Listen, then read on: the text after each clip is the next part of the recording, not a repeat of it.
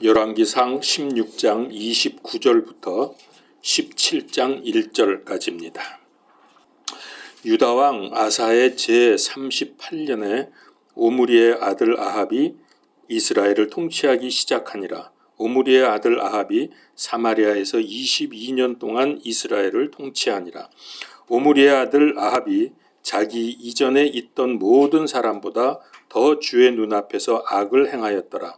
그가 느밧의 아들 여로보암의 죄들 가운데서 걷는 것을 가벼운 일로 여기고 시돈 사람들의 왕 엣바알의 딸 이세벨을 아내로 삼으며 또 가서 바알을 섬겨 그에게 경배하고 자기가 사마리아에 건축한 바알의 집에 바알을 위하여 제단을 쌓으며 또 작은 숲을 만들었으니 아합이 자기 이전에 있던 이스라엘의 모든 왕보다 주 이스라엘의 하나님의 분노를 더 많이 일으켰더라.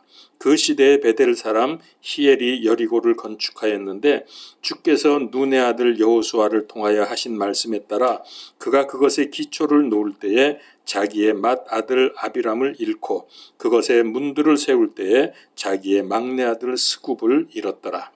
길르앗 거주민 디셉 사람 엘리야가 아합에게 이르되 내가 서서 섬기는 주 이스라엘의 하나님께서 살아계심을 두고 맹세하노니 내 말이 있지 아니하면 이 몇 년 동안 이슬이나 비가 있지 아니하리라 하니라.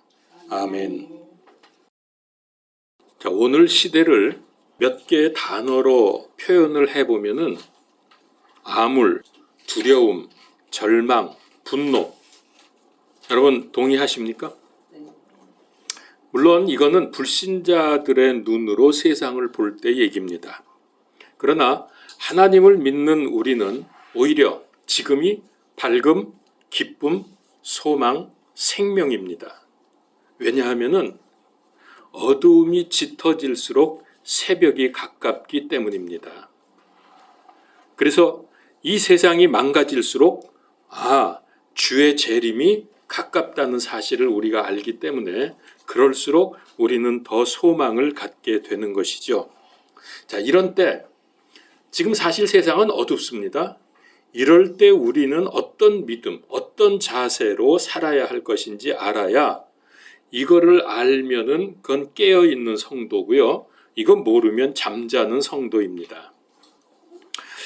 현대를 가리켜서 포스트 모더니즘 시대라고 말합니다. 이 직역을 하면 후기 현대 시대 혹은 현대 다음 시대 이렇게 말할 수 있겠죠. 그러니까 지금 현대 사회를 넘어섰다는 뜻으로 보면 되겠습니다. 근데 이 시대의 대표적인 특징 하나만 골라라 그러면 저는 다원주의다 이렇게 말하겠습니다. 다원주의. 다원주의란 건 한마디로 말하면 세상의 모든 거 다 포함하자. 뭐 좋은 거 나쁜 거 옳은 거 틀린 거 그런 거 우리 구분하지 말고 그냥 다 포용하자는 뜻입니다. 이렇게 되니까 여기서 문제가 생깁니다. 가장 문제가 되는 것은 우리 기독교 사상입니다. 우리는 분명히 옳고 그름, 흑과 백이 분명합니다. 왜냐하면 하나님 앞에서 우리가 살기 때문에 그렇습니다. 하나님은 죄를 미워하시고 선과 의를 요구하십니다. 그런데 이걸 전부 포용을 해서 그냥 다 두리뭉술이 다 인정해 주자. 이게 다원주의 아닙니까?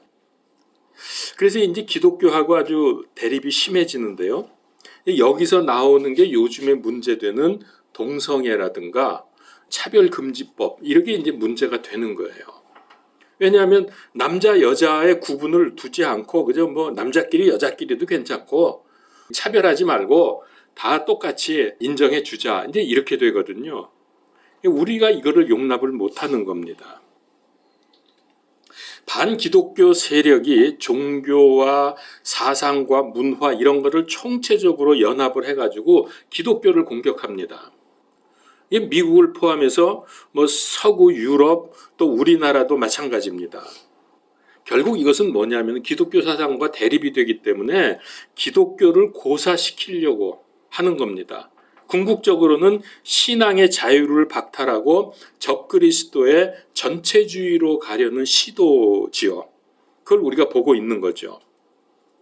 자, 이 세상에 만연한 진화론과 하나님의 창조, 또 다양성을 추구하는 21세기의 이 다원주의와 예수 그리스도만 유일한 구원자임을 외치는 기독교의 배타성, 이런 것들이 갈등을 일으킵니다.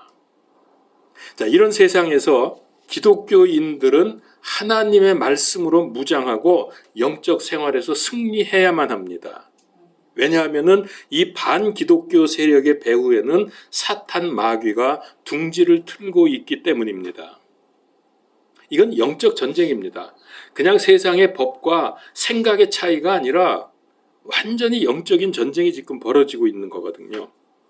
자, 그러면 성경 말씀을 우리 삶에 적용을 할 때에 어떻게 해야 되겠느냐 하는 것도 우리가 좀 간략히 먼저 알아봐야 하겠습니다.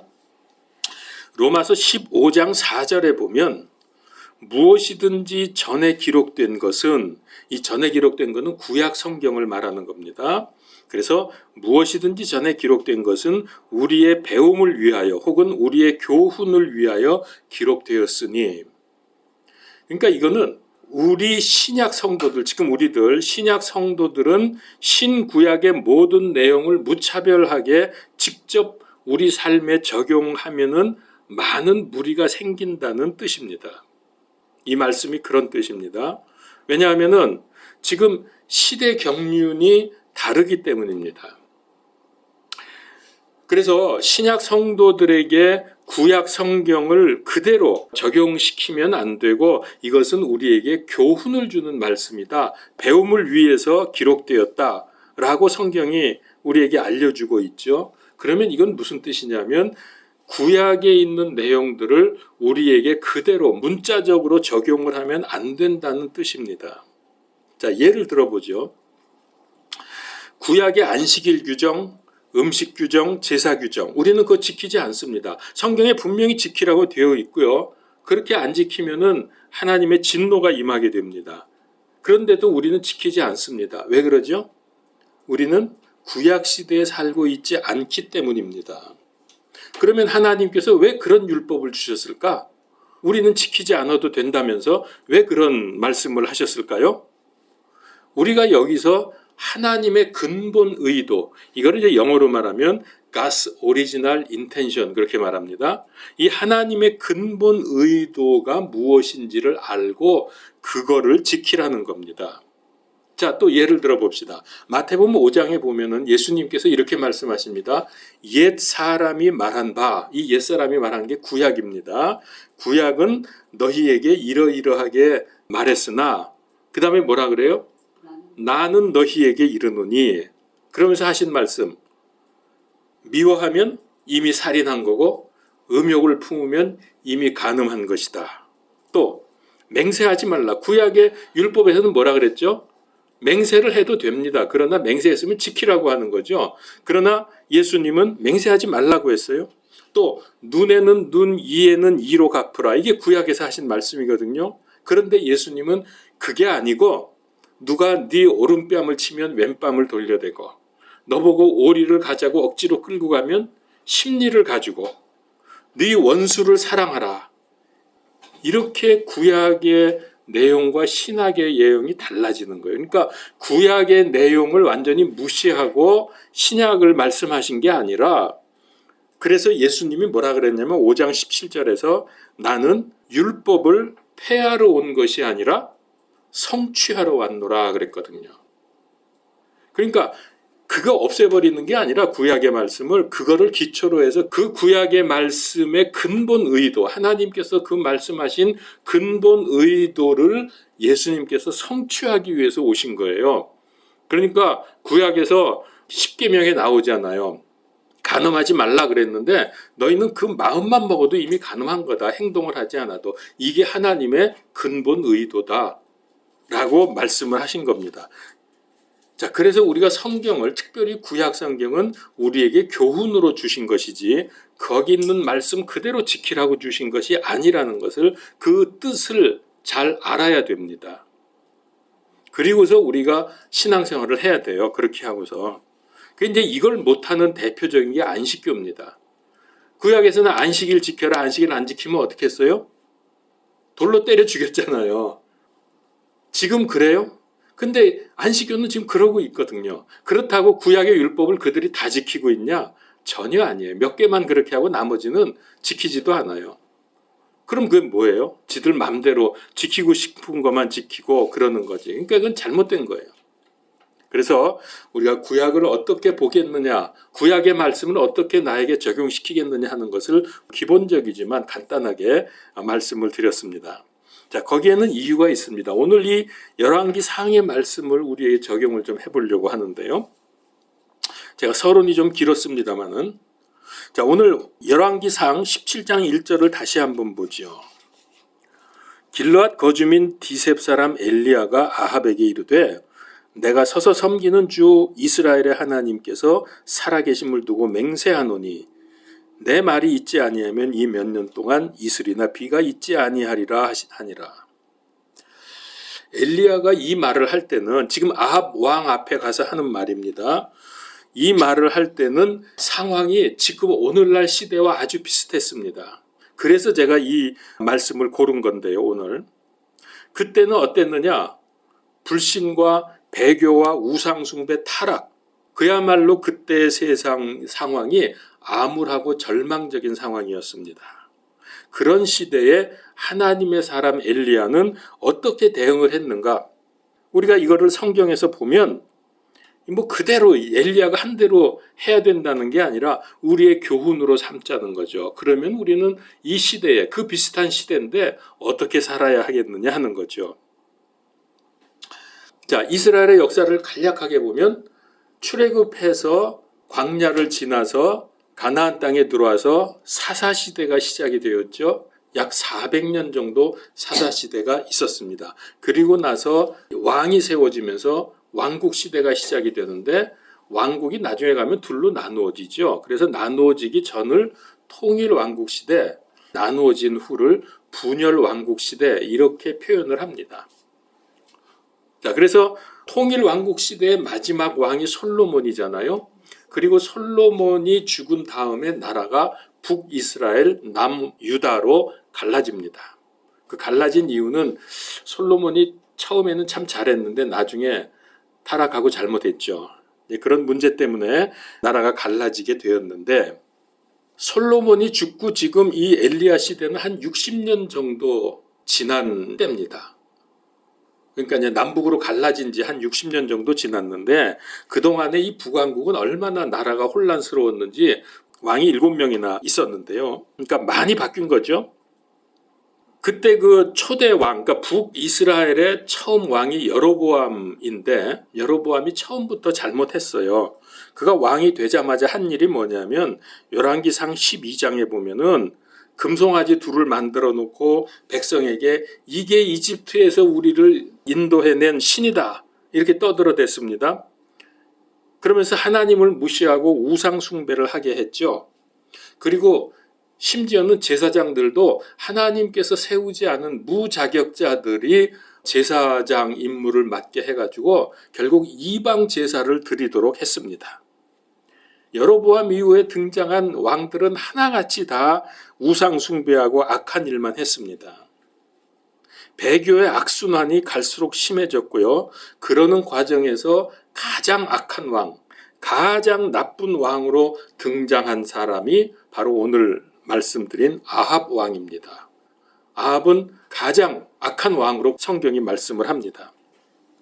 그래서 오늘 열왕기상 16장 거기 30절부터 쭉 보게 되면은 그 뭐 왕들이 쭉 이렇게 나오면서 악한 일들을 다 우상 숭배하고 이렇게 한 얘기들이 쭉 나옵니다. 그러니까 이거를 보면은 이 시대가 얼마나 타락하고 범죄한 시대인가 오늘 시대하고 비교할 수 있을 정도로 사실은 지금이 더 악한 시대죠. 그때에 비해서는. 그리고 이제 그 외에 이 아합 왕이 저지른 악행들은 성경에 이제 그 쭉 보면은 많이 나옵니다.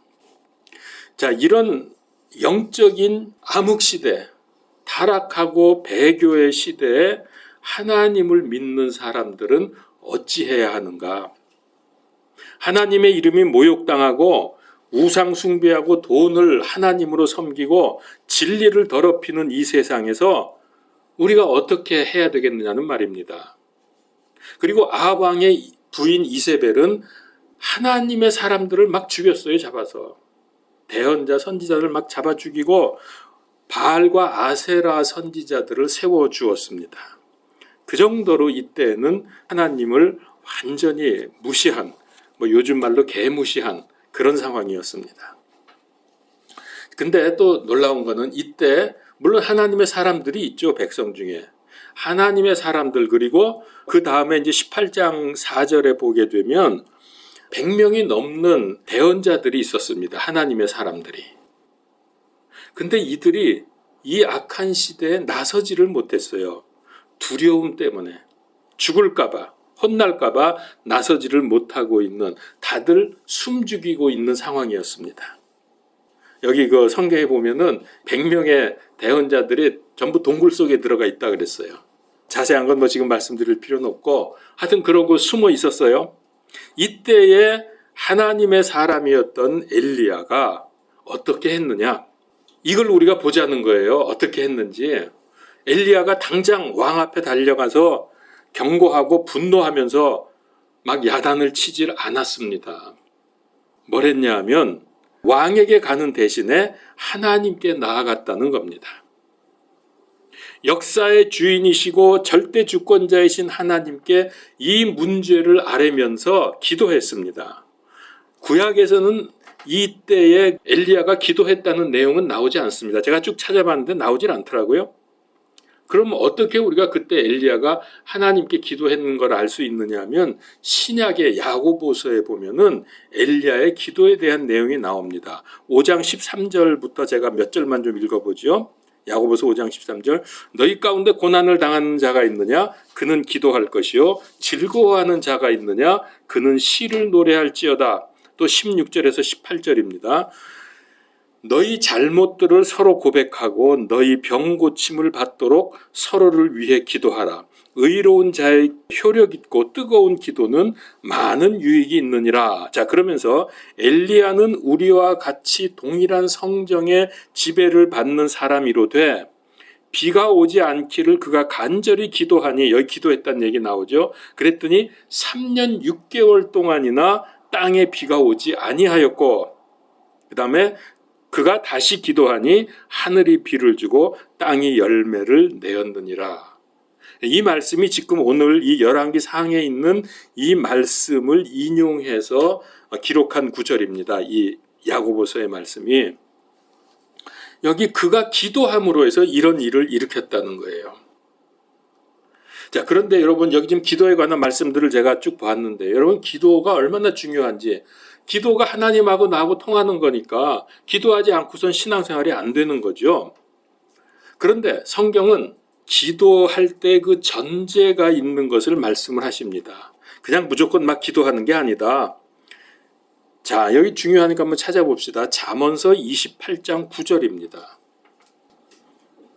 사람이 자기 귀를 돌려 율법을 듣지 아니하면, 이 시대는 율법이지만 지금으로 말하면 하나님의 말씀이죠. 그러면 사람이 자기 귀를 돌려 하나님의 말씀을 듣지 아니하면, 즉 성경을 보지 않고 읽지 않고 성경을 모르면 하는 뜻과 같습니다.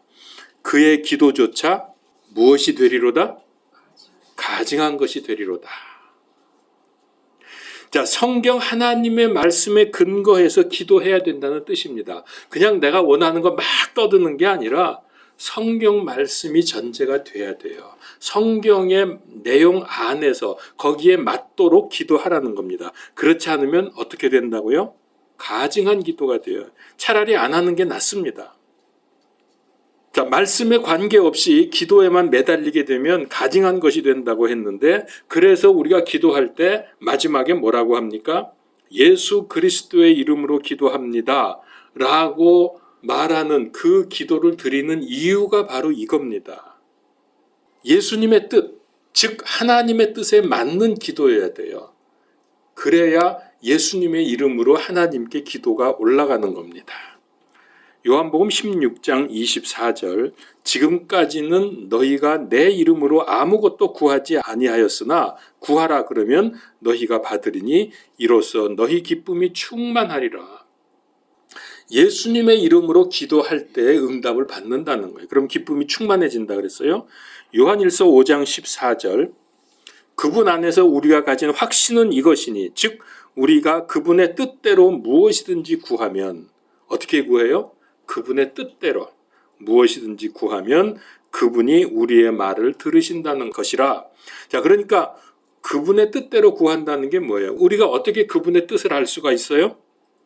그게 성경 말씀이에요. 성경 모르면 기도도 안 되는 거예요.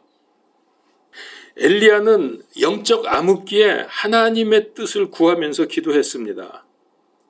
응답받는 참된 기도는 하나님의 말씀에 근거해서 믿음으로 간절히 구하는 기도입니다. 성경에서 우리는 예수님의 기도가 우리에게 모본이 된다는 것을 알 수 있습니다. 예수님께서 큰 위기를 맞으셨죠? 그게 뭡니까? 예수님이 위기를 맞다니까 이상하게 생각하지 마시고 예수님이 십자가 앞에서 이제 죽어야 되는 거예요. 십자가를 앞두고 하신 기도가 뭐죠? 내 뜻대로 마옵시고 아버지의 뜻대로 되기를 원하나이다. 자, 우리가 이 기도할 때 정말 기도를 많이 하고 다 해야 되지만 가장 먼저 우리가 생각해야 될 것은 내 이 기도가 하나님의 뜻에 맞는가, 성경의 내용과 부합되는가를 먼저 우리가 생각해 봐야 돼요. 그리고서 기도해야 돼요. 시편 86편 6절 7절 오 주여 나의 기도에 귀를 기울이시고 나의 간구하는 소리에 주의를 기울이소서. 나의 고난의 날에 내가 주를 부르리니 주께서 내게 응답하시리이다. 이런 응답받는 기도를 해야 할 겁니다. 자, 그래서 지금은 어느 때 어느 시대보다도 말씀과 기도가 필요한 때입니다. 나를 위해서도 기도하지만은 이웃과 교회와 나라와 세상을 위해서 그들이 복음받고 구원받도록 기도할 때입니다. 왜냐하면 이제 기회가 얼마 안 남았잖아요. 주님 재림하시면 그 이후에는 구원이고 뭐고 없습니다. 가장 먼저 기도할 때 그냥 하나님 이렇게 해주세요. 구원받는 것 하나님의 뜻이죠. 그러면서 누구 구원받게 해주세요. 막 이렇게 기도하기 이전에 해야 될 기도가 있어요. 그게 뭐냐면 나의 죄, 교회의 죄, 우리 믿는 사람들의 죄, 민족의 죄를 놓고 기도를 해서 회개의 열매를 맺어야 합니다. 왜냐하면 성경에 이렇게 말씀하셨어요. 이사야서 59장 2절 오직 너희 불법들이 너희와 너희 하나님 사이를 갈라놓았고 너희 죄들이 그분의 얼굴을 너희에게 숨겼으므로 그분께서 듣지 아니하시리라. 왜 듣지 않으세요? 하나님이 죄 때문에, 우리의 죄 때문에. 죄가 하나님과 우리 사이를 갈라놓았다 그랬어요. 그러면 아무리 기도한들 무슨 소용이 있습니까? 그 자기 만족이죠. 나 기도 많이 했다. 그러지 말고 우리가 이 죄 문제를 먼저 해결을 해야 됩니다.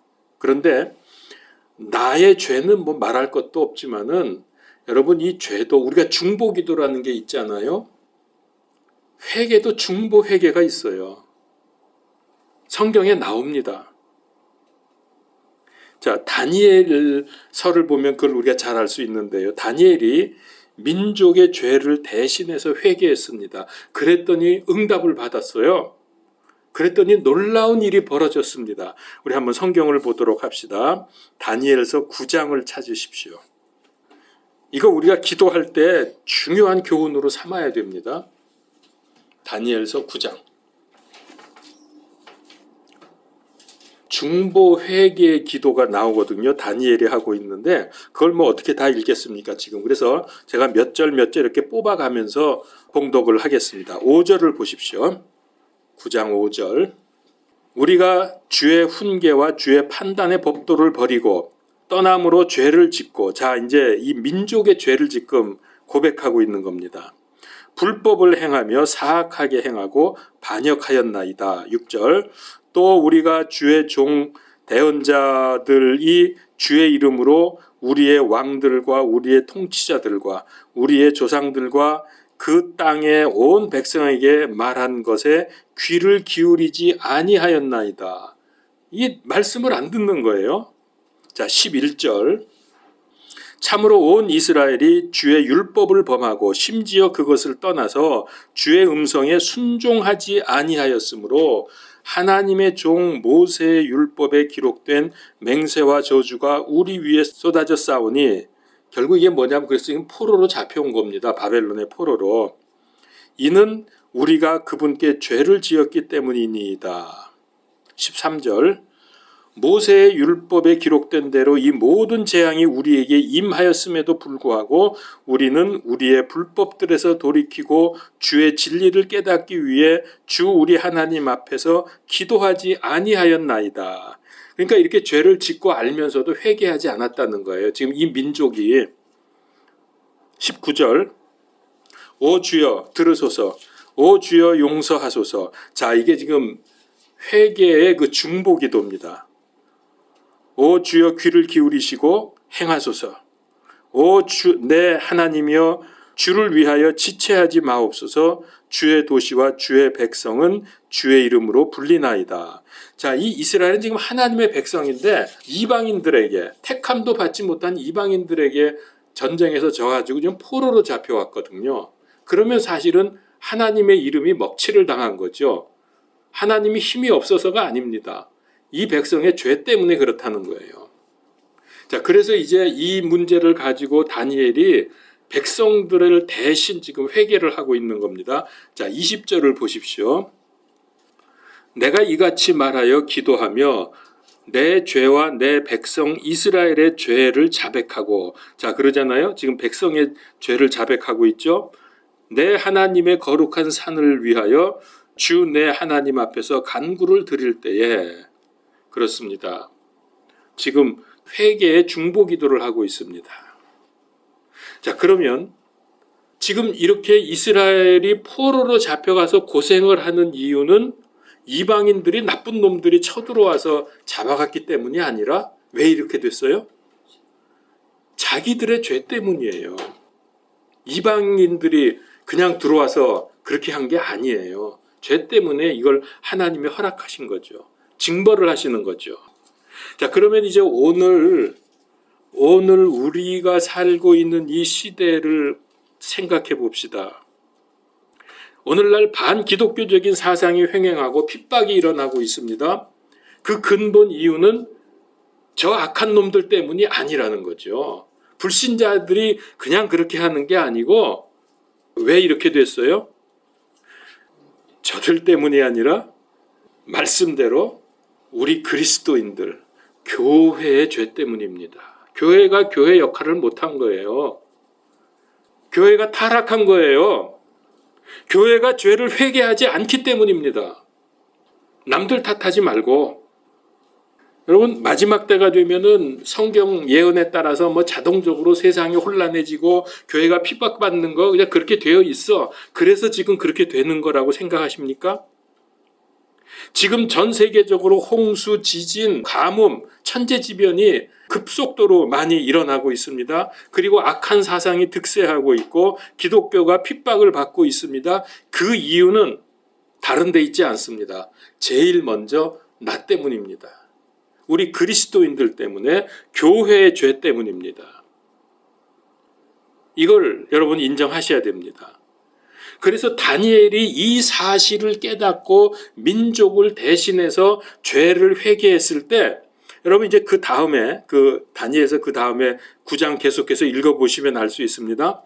가브리엘이라는 천사를 하나님께서 보내셨습니다. 그러면서 기도의 응답을 주시는데 놀라운 응답이 옵니다. 무려 인류의 역사가 앞으로 어떻게 진행될 건지, 마지막 주님 오실 때까지, 초림과 재림하실 때까지 어떻게 세상 역사가 진행될 건지 이걸 다 가르쳐 주셨어요. 그걸 우리는 보통 다니엘의 71회라고 말합니다. 여러분 71회에 대해서 잘 아시죠? 그리고 마지막 한 일회가 지금 이제 곧 시작이 된다는 거 알고 계시죠? 이걸 다 가르쳐 줬단 말이에요. 이렇게 기도하니까. 그뿐이 아닙니다. 이 기도의 응답으로 포로로 잡혀갔던 이스라엘이 해방이 됩니다. 얼마나 놀라운 응답입니까? 자, 그리고 이 어두움과 이 배교의 시대에 숨어 있을 게 아니라 물러서지 말고 예수 그리스도의 복음을 선포해야만 합니다. 그러니까 그 숨어있던 대언자들, 선지자들처럼 그렇게 있지 말고 우리는 이때 담대하게 예수 그리스도 복음을 선포해야 한다. 왜냐하면 예수님만이 어두운 세상에 비치고 생명이기 때문입니다. 이런 때 하나님의 말씀 예수 그리스도의 복음을 선포하려고 하면 고난과 핍박과 불이익을 감수해야 합니다. 심지어 순교도 각오해야 합니다. 물론 우리나라는 아직은 아니지만 이제 곧 우리나라도 그런 일들이 있을 것이기 때문에 미리 여러분 마음에 다짐을 해야 됩니다. 다른 종교들은 아무 문제 없어요. 뭐 지금 불교가 핍박받고 있습니까? 뭐 저 이슬람교가 핍박을 받고 있습니까? 그런 거 없어요. 기독교만 사람들이 미워해요. 왠지 아세요? 진리니까. 저들은 마귀에 속해 있기 때문에. 이것만 봐도 아, 우리의 믿음이 진짜 맞구나 하는 걸 우리가 알 수 있는 거예요. 지금도 여러분 이제 인도나 저 중동이나 이런 데 가면요. 우리 기독교인들 많이 순교당합니다. 불에 태워 죽이고요. 수장시켜 죽이고 목 잘라 죽이고 지금 그런 일들이 계속 일어나고 있어요. 우리나라에서는 지금 우리는 잘 모르지만은 엘리야가 아합 왕 앞에서 하나님을 선포하면서 그 다음에 무슨 일이 일어났냐면은 갈멜산에서 대결이 일어납니다. 그래서 그 바알과 아세라 선지자 850명하고 엘리야 한 사람하고 대결을 하는데 룰이 뭐였죠? 그때 어떻게 하기로 했냐면 하늘에서 불을 떨어뜨리는 분이 참 하나님이시다 해가지고서 제단을 쌓아놓고서 양쪽에서 기도했잖아요. 당당하게 엘리야가 승리를 했습니다. 근데 여러분 그렇게 했으면 어떤 결과가 와야 돼요? 우리 일반적인 생각으로. 엘리야가 인정을 받아야죠. 엘리야가 이겼으니까. 엘리야가 참 하나님을 선포했으니까. 그러면 사람들에게 높임을 받고 사람들이 회개하고 돌아오고 왕도 아 이게 맞다 하면서 다 돌아와야 되죠. 하나님이 그런 기적을 보여주셨는데 근데 그 결과가 어떻게 됐죠? 여러분 잘 아시죠? 도망가야 했습니다. 왜냐하면은 아합과 이세벨의 군대가 엘리야를 죽이려고 추격을 해왔죠. 도망을 가는데 너무 힘들어요. 그래서 엘리야가 뭐라고 그랬어요? 하나님한테 차라리 나 죽여달라고. 그 정도로 힘들었던 거예요. 여러분 이게 이 악한 시대에 하나님을 선포할 때 일어나는 일입니다. 만약에 우리가 예수 그리스도를 선포하고 복음을 선포할 때 저들이 회개하고 돌아올 수도 있지만은 그러나 거의 대부분의 경우 반대로 우리는 핍박을 당합니다. 불이익을 당하게 됩니다. 미움을 당하게 됩니다. 이거 각오해야 돼요. 이게 우리가 마지막 때를 사는 그리스도인의 삶의 자세입니다. 마음에 결단을 하세요. 뭐 우리 숫자도 별로 안 되는데 우리 여기 다 그리스도의 강한 군사들이 돼야 하지 않겠습니까? 한 뭐 500명, 1000명 우리 교인이 된다 그러면 뭐 그 중에 아닌 사람들도 있겠지만 어쩔 수 없지만 우리 요 몇 명 안 되는데 이겨야죠. 영적 싸움에서 이겨야죠. 물론 그런 핍박을 당할 때에 그걸로 끝나는 건 아닙니다. 이후에 우리가 영원한 세계에서 하나님의 큰 상급이 예비되어 있습니다. 그래서 우리가 순교도 할 수 있고 불이익도 당할 수 있고 미움도 받을 수 있는 거죠. 그런데 이 많은 사람들이 평소에는 믿음이 좋은 것 같지만은 막상 일이 닥치고 위기가 눈앞에 왔다. 물러서고 배도하고 숨는 경우가 많습니다. 그러지 말자는 거예요. 예수님께서 마지막 때는 노아와 시대, 롯의 시대와 같다고 하셨습니다. 홍수 심판이 있었고 하늘에서 유황 불비가 떨어져서 소돔과 고모라를 잿더미로 만든 심판이 있었습니다. 마지막 때가 이와 같다 그랬어요. 근데 여러분 이게 그냥 그 시대에 그렇게 돼 있다고 알려주는 게 아니라 이런 심판이 그 당시의 심판이 오늘 우리 마지막 때에 사는 우리의 그 심판의 예표구나 하는 것을 알아야 됩니다. 그래서 마지막 때를 사는 성도들은 이런 심판이 곧 있게 될 거라는 것을 이 세상에게 경고를 해야 돼요. 그것도 우리의 책임입니다. 이런 거 안 하니까 그저 편하게만 나 믿고 구원 받았어 그러면서 편하게만 사니까 이게 하나님 앞에서 죄라는 거예요. 구원은 여러분 믿으면 받지만 그 이후에 크리스찬의 삶은 그렇게 쉽지 않습니다. 제대로 살려고 하면 편안하게 못 살아요. 더더군다나 요즘 같은 시대.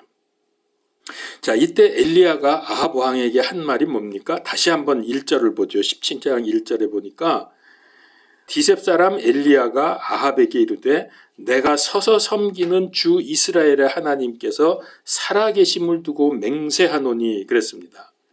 내가 서서 섬기는 주 이스라엘의 하나님. 이건 무슨 말입니까? 지금 온 세상이 범죄하고 타락하고 우상 숭배하면서 하나님을 대적해도 나는 하나님을 믿고 섬긴다는 신앙 고백입니다. 이때 이 말 했다가 죽을 뻔했잖아요. 엘리야가 도망쳤잖아요. 참 담대한 모습이죠. 불신 가족, 불신 이웃에게 하나님을 선포하고 할 수 있으면 가방에도 예수 그리스도 믿으면 구원, 이 문구도 붙이고 다니고 대화 중에도 여러분 그냥 대화하고 끝내지 말고 불신자를 만나서 얘기를 하던 신자를 만나서 얘기하던 예수님 얘기도 자꾸 해주고 하고 문제가 있는 사람에게 복음을 하나님께서 그 모든 것 다 알고 계시고 해결할 능력이 있다. 예수님 좀 얘기도 하고 그러면서 대화가 진행돼야죠. 근데 왜 그러냐? 왜 그렇게 해야 되냐 하면요. 여러분 성경에 이런 말씀이 있기 때문입니다. 누가복음서 12장 8절 9절입니다. 이거 한번 찾아봅시다. 이거 참 중요한 말씀이니까. 누가복음서 12장 8절 9절.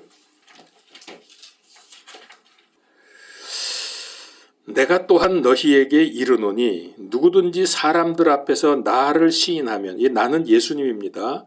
사람들 앞에서 예수님을 시인하면 사람의 아들도, 이거 예수님이죠. 사람의 아들도 하나님의 천사들 앞에서 그를 시인하려니와 사람들 앞에서 나를 부인하는 자는 하나님의 천사들 앞에서 부인을 당하리라. 왜 그렇게 해야 되는지 아시겠죠?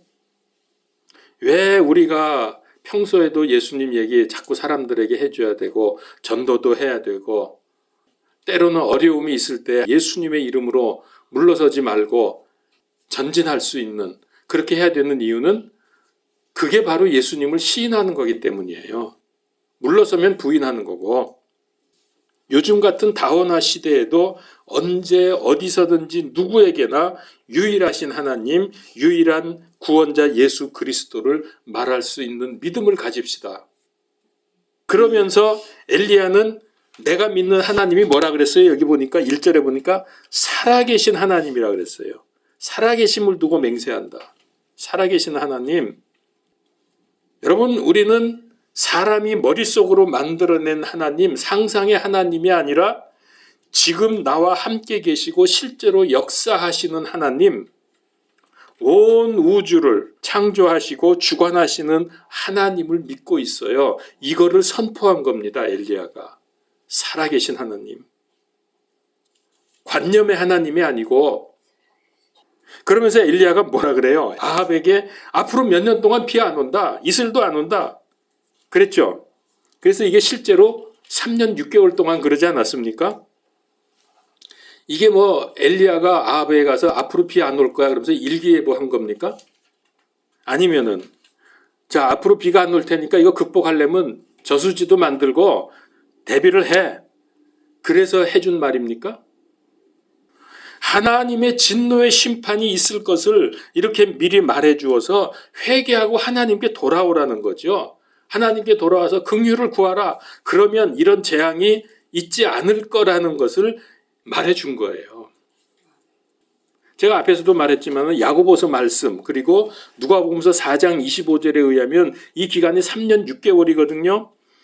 그러면 엘리야가 이 회개를 선포한 이후에 3년 6개월 물론 그 전에 6개월이라는 기간이 있었으니까 그 이후부터는 3년으로 말할 수 있는데요. 정확히 보면은 그동안 가뭄이 있었으니까 이 엘리야의 선포 이후에도 아합을 비롯해서 백성들이 도대체 회개하지 않았어요. 주께로 돌아오질 않았습니다. 그러니 얼마나 고통스러운 나날들을 살아야 했습니까? 하나님이 심보가 고약해서 그런 게 아니라 이들이 회개하지 않기 때문에. 그래서 우리가 사는 이 마지막 때에 있을 하나님의 심판도 우리가 믿고 이거를 선포해 줘야 돼요. 그들이 받든 안 받든 우리는 해야 됩니다. 우리도 이 세상에 살고 있는데 얼마나 힘들겠어요? 그죠? 예, 그래도 걱정 안 해도 됩니다. 걱정할 필요 없습니다. 자, 제가 걱정 안 해도 되는 이유를 말씀드릴게요. 다 성경에서 제가 말씀드리는 거예요. 출애굽 때를 보면 알 수 있습니다. 하나님께서 자기 백성을 얼마나 사랑하고 보호하시는지 알 수 있죠. 10가지 재앙이 떨어질 때 온 이집트 땅을 초토화시켰습니다. 그죠? 난리가 났죠 뭐. 근데 여러분 놀랍게도 이스라엘 백성이 살고 있는 고센 땅에는 아무 문제가 없었어요. 그죠? 이거 아시죠? 그야말로 초자연적인 기적을 베풀어 주셨습니다. 이게 하나님의 백성들을 보호하시는 기적이에요. 마지막 때 세상에 무서운 재앙들이 계속되어도 우리는 걱정할 것이 없는 이유가 바로 이겁니다. 하나님이 그 속에서도 보호해 주신다니까. 근데 그 정도가 아니에요. 재앙이 점점 심해질 텐데 재앙이 아주 심해지게 되면 아예 하나님께서 우리를 데려가 버리세요. 그걸 우리가 휴거라고 말합니다. 데살로니가전서 4장에 나오는 말씀. 공중에서 주를 만나리라 그랬잖아요. 그러니까 우리는 걱정할 필요가 없어요. 그래서 출애굽기의 열재앙 사건이 오늘 우리를 보호해 주시는 하나의 예표가 된다는 겁니다. 그때 어떻게 이들이 보호받았냐면 마지막 재앙 때 문설주의 어린 양의 피를 바른 집에는 장자가 죽는 재앙이 넘어간 것처럼 우리도 십자가의 피를 힘입기 위해서 늘 예수 그리스도 복음 안에 머물러 있어야 합니다.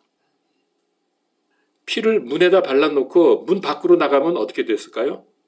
죽는 거예요. 그 문 안에 있으라 그랬거든. 우리도 예수님의 피, 보혈을 힘입기 위해서 복음 안에 늘 있어야 머물러야 됩니다.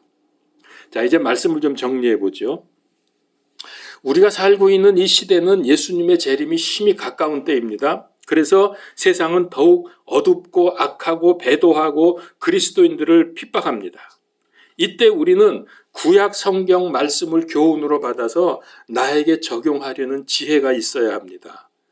3가지를 말씀드립니다. 정리합니다. 첫 번째, 무엇보다 먼저 하나님께 내 죄를 내놓고 회개하고 교회의 죄, 우리 믿는 사람들이 제대로 하지 못한 죄, 또 가족들의 죄, 이웃과 민족의 죄를 내놓고 하나님을 대적하고 불신앙한 죄, 이 모든 것들을 우리가 대신해서 중보 회개를 하십시다.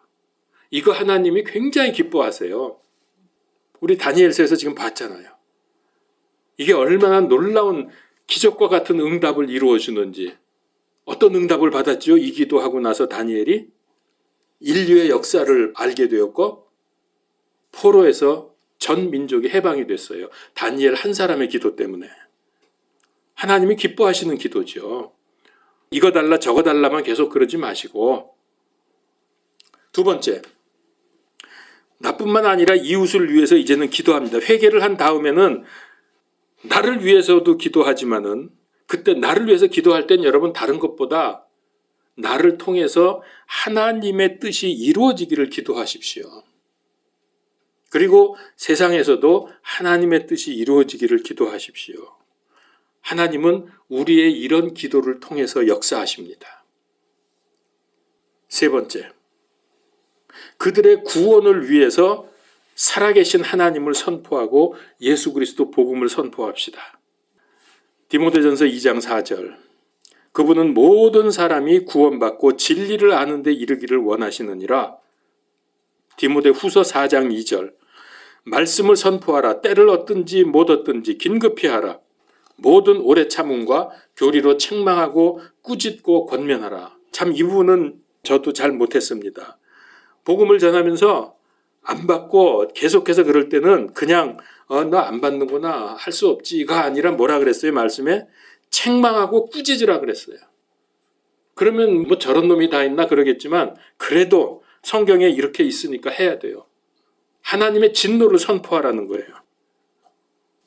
하나님께서 이런 그리스도인들을 사랑하고 보호하시고 인도하십니다. 그래서 우리는 잠자는 성도가 아닌 영적으로 깨어있는 성도가 됩시다. 요한복음서 16장 33절 세상에서는 너희가 환난을 당할 터이나 담대하라. 내가 세상을 이기었노라. 아멘. 기도합시다. 은혜 하나님 감사합니다. 참 오늘날 세상이 너무나 악하고 어두워져 있기 때문에 이때 우리가 어떻게 살아야 할지 우리는 모든 불이익과 고통을 감수하고 우리의 육체의 생명도 포기하는 담대한 마음으로 그리스도의 복음을 선포하고 저들의 죄를 대신 회개하고 저들의 구원을 위해서 복음을 전할 뿐만 아니라 꾸짖고 책망하고 권면하면서 하나님의 말씀을 성취하는 삶이 되게 하여 주시옵소서. 예수 그리스도 이름으로 기도하옵나이다. 아멘.